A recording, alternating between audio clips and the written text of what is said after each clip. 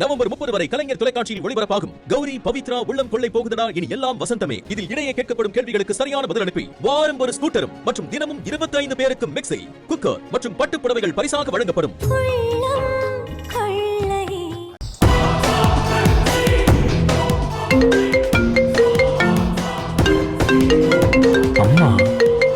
அம்மா கால் பண்றாங்க.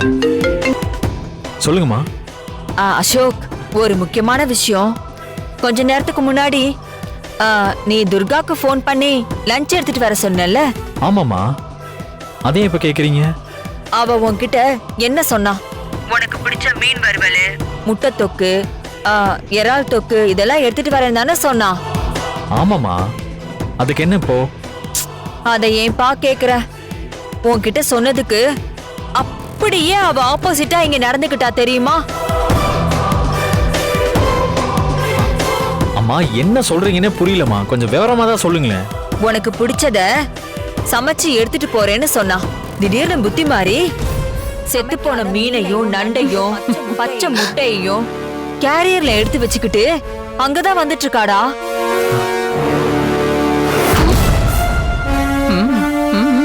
என்னம்மா சொல்றீங்க?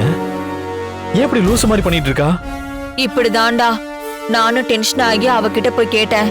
சமைக்காம எதுக்காக இப்படி பச்சையா நண்டு மீன் எல்லாத்தையும் எடுத்து கேரியர்ல வச்சிருக்கேன்னு கேட்டேன். அதுக்கு அவ என்னம்மா சொன்னா? சின்னையா லஞ்ச் எடுத்துட்டு வர சொன்னாரு, அதுக்காக தான் இதெல்லாம் சமைச்சு எடுத்துட்டு போறேன்னு போய் சொல்றா.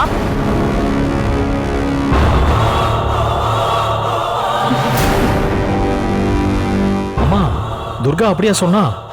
ஆமாண்டா. ஏன் முன்னாடியே தப்பா நடந்துக்கிட்டானா நான் சும்மா இருப்பேனா? அவகிட்ட கேட்டேன், சமைச்சு எடுத்துட்டு போவேன்னு பார்த்தா இப்படி சமைக்காம செத்து போனதை எடுத்துட்டு போறியேன்னு கேட்டேன். அதுக்கு அவ பதில் சொல்லாம போடா போடா புண்ணாக்கு போடாத தப்பு கணக்குன்னு அப்படின்னு பாட்டு பாடிட்டு இருக்கா. எனக்கு வந்துச்சு பாரு கோவம். நான் கேக்குறது உன் காதுல விழலையா? நீ என்ன பைத்தியமானு கேட்டேன். அதுக்கு அவ ஒன்னு சொன்னா பாரு, அப்படியே நான் ஸ்டன் ஆயிட்டேன்டா. அப்படி என்னம்மா சொன்னா? சமைக்காம இப்படி உயிரோட இருக்கிற கறியை எடுத்துட்டு போனாதான் சின்னையா ரொம்ப விரும்பி சாப்பிடுவாருன்னு சொல்றா.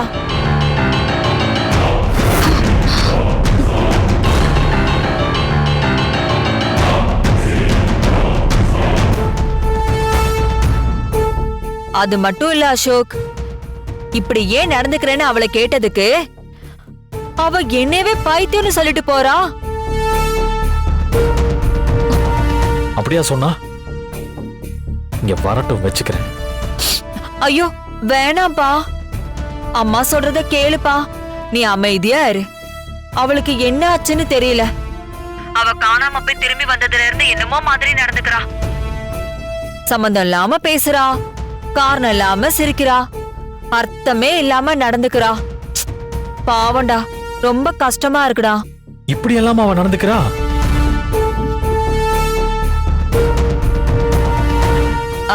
அசோக், இதெல்லாம் உன்கிட்ட சொல்லக்கூடாது. சொன்னா நீ ரொம்ப கஷ்டப்படுவேன்னு தெரியும். ஆனா அந்த படுபாவி துர்கா இன்னைக்கு ஏன் வாயாலேயே எல்லாத்தையும் சொல்ல வச்சுட்டா. நான் சொல்றத நம்பலனா வீணா கிட்ட கூட நீ கேட்டு பாரு.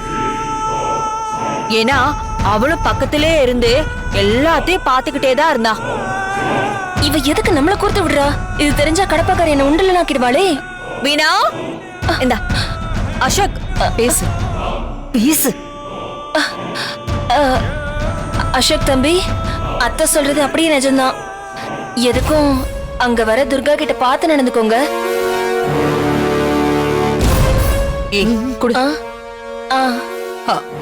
அசோக், பெரியமா, நீ என்ன சாப்பிடணும் ஏது சாப்பிடணும்னு உன்னை நாங்க பார்த்து பார்த்து வளர்த்தோம். ஆனா எங்க இருந்தோ இந்த குடும்பத்துக்குள்ள வந்த துர்கா இன்னைக்கு உனக்கு கண்டதையும் பச்சையா எடுத்துட்டு வந்துட்டு இருக்கான்னு நினைக்கிறப்போ எனக்கு நெஞ்சே வலிக்குதுப்பா. இத பாரு, அவகிட்ட நீ எதுவும் பேசாத. சாப்பாடை வாங்கி வச்சுட்டு ஏதாவது சொல்லி அவளை அங்கிருந்து அனுப்பி வச்சிரு.